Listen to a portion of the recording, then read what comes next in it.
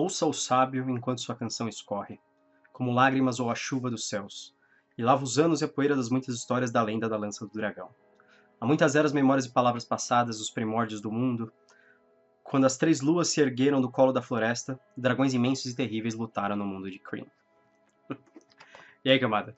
Eu sou o Gustavo Domingues, também conhecido como Rei Grifo, e hoje estou aqui para falar do Dragões do Crepúsculo de Outono, que é o livro 1 do Crônicas de Dragonlance.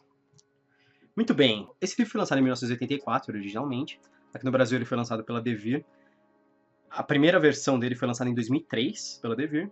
E essa versão que eu tenho foi a última reimpressão que foi feita, foi em 2011. O livro foi escrito pela Margaret Weis e pelo Trace Hickman, em parceria. Eles são também os criadores do cenário de Dragonlance. E a tradução é do Vitor Roca Critelli Jr. Aqui atrás de mim estão os outros dois livros do Crônicas, ó. Dragões da Noite de Inverno e da Alvorada da Primavera.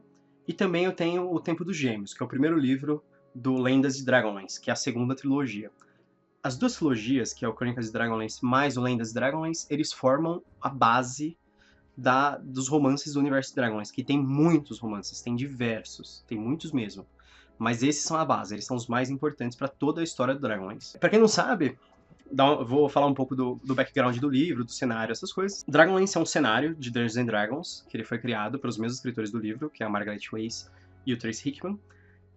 E eles escreveram esses livros para complementar histórias do cenário. Inclusive, é legal que os livros eles seguem mais ou menos os suplementos que saíam de Dragonlance na época. Então, saía um suplemento com uma determinada história, que era uma história que se passava mais ou menos de acordo com a história do livro. A história de Dragonlance, o cenário, ele se passa num mundo chamado Kryn, Krynn. Kryn. Foi criado originalmente como um cenário de D&D, então ele é bastante... E ele é um cenário bastante tradicional. Ele tem elfos, anões. No lugar de Halflings, ele tem os Kenders, que são uma versão diferente de Halflings, só que eles são muito chatos. E na história do Dragonlance, pelo menos no background da história dessa trilogia, é o seguinte, que os deuses abandonaram o mundo. Dentro não sei se você conhece Dungeons and Dragons, existem dois tipos de magia, que é a magia arcana e a magia divina. A magia arcana é a que os magos utilizam, que é uma magia de manipulação da realidade, simplesmente. E a magia divina, ela emana dos deuses, e os clérigos usam ela. Os clérigos, eles recebem a magia divina e utilizam ela. Como os deuses desapareceram do mundo, não existe magia divina em Dragonlance atualmente. Isso é um negócio assim, já faz um bom tempo. E o mundo entrou em caos por causa da falta dos deuses, porque eles eram a base para muitas coisas do mundo. Os templos, as ordens religiosas eram muito importantes, porque elas tinham poder real, assim, aquele poder divino que emanava dos deuses. Elas podiam fazer magias fantásticas, principalmente as magias de cura. Eles podiam curar instantaneamente ferimentos através da magia dos deuses. Como os deuses desapareceram, todo mundo perdeu esses poderes. E agora o mundo de Kryn foi jogado no caos. Essa história ela começa com a união do grupo de Dragonlance, que depois foi conhecido como Os Companheiros, que são o principal grupo de Dragonlance, que é como se fosse a Sociedade do Anel dessa história. O líder deles é o Tanis. O Tanis, também o pessoal chama ele de Tanis meio-elfo, porque ele é um meio-elfo. Ele nasceu de um humano e uma elfa. O Tanis, ele é um ranger, um patrulheiro, um cara que anda no meio do mato, luta bem, etc. Também os outros membros do grupo tem o Sturm Montante Luzente, que ele é um cavaleiro mais próximo de um paladino.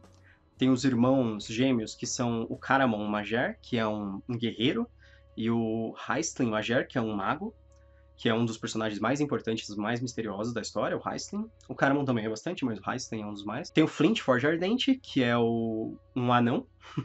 Ele é um anão já meio idoso na história, isso eu acho bem legal. O Taz, ou Teslohoff, o Kender, residente.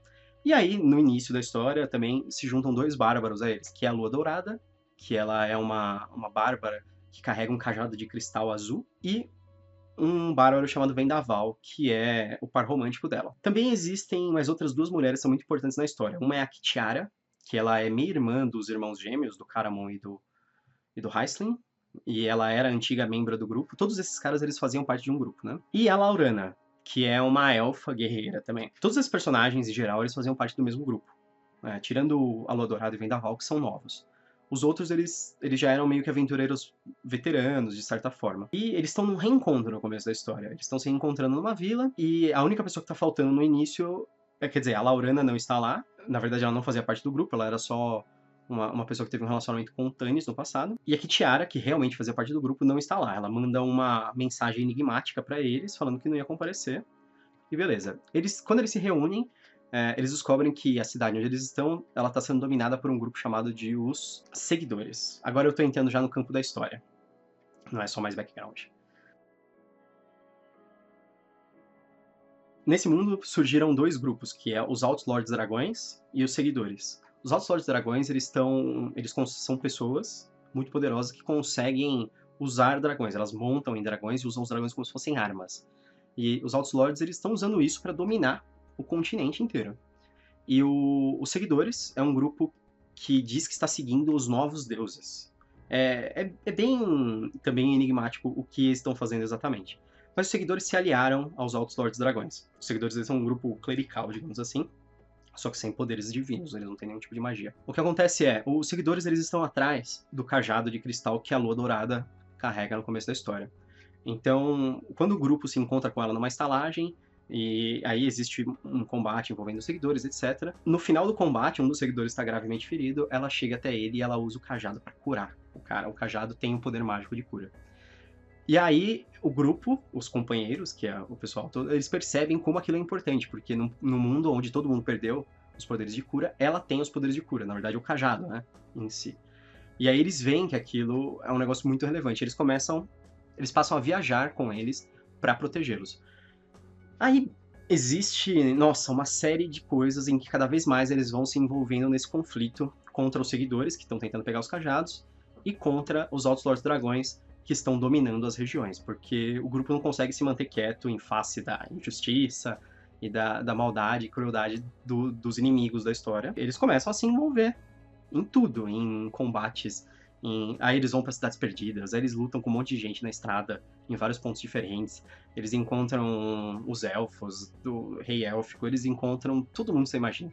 E eles ajudam numa rebelião de escravos, e tem dragões, e tem luta entre dragões, então acontece muita coisa na história. É difícil resumir tudo isso que acontece, mas basicamente é sobre isso, sobre o ressurgir da fé e da magia divina no mundo de Krynn. E o epicentro disso é a Lua Dourada. Ela que tem o cajado, e depois ela recebe os poderes clericais, realmente, assim, mais ou menos no meio do livro, de uma deusa. Ela já estava recebendo desde o começo, mas quando ela recebe os poderes, ela não precisa mais do cajado para curar, por exemplo. Então, ela volta a ser a primeira pessoa que tem poderes divinos, né? Tem poderes que emanam dos deuses. Isso é um indício de que os deuses estão voltando ao mundo. E o primeiro livro, toda essa história gira em torno disso. Tanto que os próprios autores eles falam que o livro ele é sobre a volta da verdade e da fé ao mundo. Essa é a história dentro do contexto do Dragonlance. Mas ele é uma história, assim, em modos bem tradicionais, tem muita ação, ela é bem rápida, não tem nem um pouco de enrolação quase entre as cenas, acontece muita coisa, tem muito personagem. Talvez eu acho que esse livro, por incrível que pareça, ele se beneficiasse de um pouco mais de páginas. Porque ele tem muitos personagens centrais, tem muitos personagens legais, eu gosto do Tannis. Na verdade, eu gosto de quase todos, tirando o Taz, que é o Kender, que eles usam ele só pra ser irritante, eu acho isso terrível.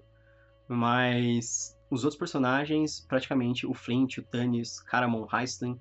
O Raistlin é um personagem muito, muito bom. Ele é aquele personagem assim, enigmático na medida certa. Ele é um cara que tem poderes mágicos, ele é um mago poderoso, e ele fez parte das ordens de magia. As ordens de magia elas são divididas entre os magos malignos, os magos bons e os magos neutros, digamos assim.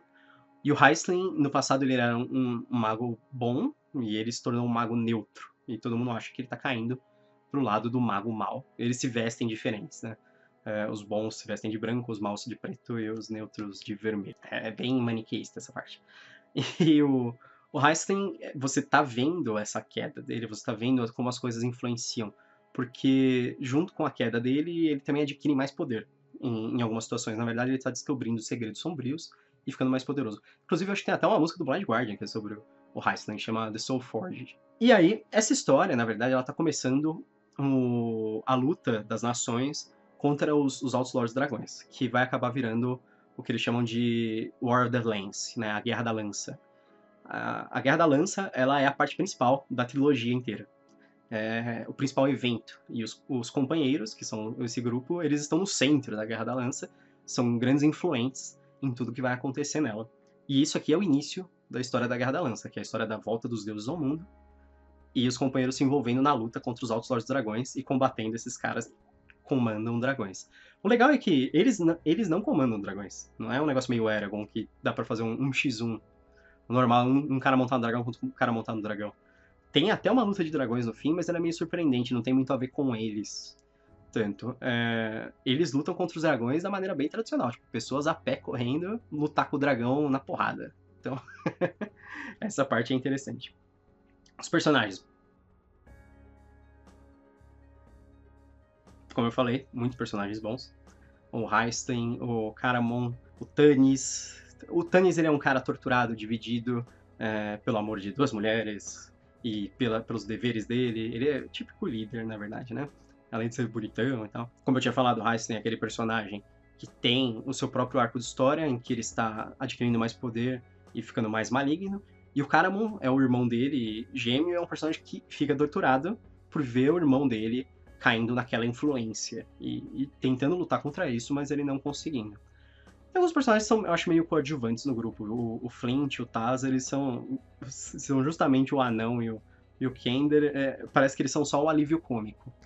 Funciona bem até, mas eles não têm muito peso dramático, assim, muito peso de histórias pessoais dentro do que está acontecendo. Eles estão de carona, assim, na jornada de outros heróis. O Sturm tem uma jornada muito legal, porque ele faz parte de uma ordem de cavaleiros em decadência, que eles quase todos estão mortos, e ele ainda tenta levar o ideal à frente dos cavaleiros, mostrar para o mundo o que eles podem fazer, e ainda tentar mudar o mundo, né? Tentar lutar contra o mal do mundo, esse tipo de coisa. Sem falar na Lua Dourada e no Vendaval, que tem sua própria história de reconquistar a fé e trazer ela de volta para o mundo também. Então tem muitos personagens que mudam ao longo da história e que também estão mudando o mundo ao longo da história.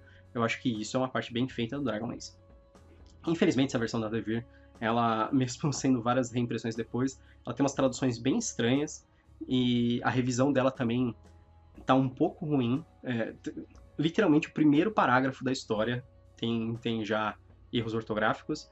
Eu não sei como esse tipo de coisa passou na época. Faz tempo que a Devir não relança esse livro. Ela não continuou a trilogia do Lendas e Dragonlance, infelizmente, também. Eu estou torcendo para que a Jambô, que está negociando livros de Dungeons and Dragons, ela traga as histórias do Dragonlance pro Brasil. Porque os romances de Dragonlance são bem legais. Eles são muito bons, em muito sentido. Eles são bem clássicos, assim, romances de fantasia, anos 80 mesmo, bem contra o mal. Mas às vezes é legal ler esse tipo de coisa, ainda mais quando ele é um romance bem feitinho. E escrita? Podia ser melhor a escrita. Eu acho que os autores eles melhoram bastante nos livros seguintes. Nesse livro eles ainda estão um pouco patinando na história e eles às vezes são muito supérfluos nas coisas que estão acontecendo. Como eu disse, porque tem muitos personagens e porque tem muita coisa acontecendo em um livro só. Esse livro, se cai na mão de outro autor, eu acho que tudo que acontece nesse livro poderia acontecer em 2 livros, ou em um livro de 800 páginas. E esse aqui é um livro de 400 páginas, então daria para dobrar a quantidade de páginas para contar melhor a quantidade de eventos que ocorre durante esse livro, porque é muita coisa mesmo. A quantidade de lutas, de locais que eles visitam, é impressionante, assim. É um livro que eu gosto? É um livro que eu adoro. Eu sou parcial porque é Dungeons and Dragons e porque é Dragonlance? Sou. Fique claro. Provavelmente você não vai gostar tanto se você não for um fã do mundo, ou de D&D, ou de histórias de fantasia maniqueísta. Talvez você não aproveite tanto. Talvez sim, talvez você ache legal, porque tem muita coisa boa ainda assim no livro. Eu gosto pra caramba do livro. Eu adoro a trilogia Dragonlance, eu adoro o mundo de Dragonlance. Então, não tem jeito. Eu sou contaminado por isso, eu recomendo pra todo mundo mesmo. Essa foi minha dica de hoje. Se você gostou do vídeo, curte, se inscreve no canal. Leia Dragonlance, porque é muito legal. Eu sou o Gustavo Domingues e bem-vindo ao Canavial.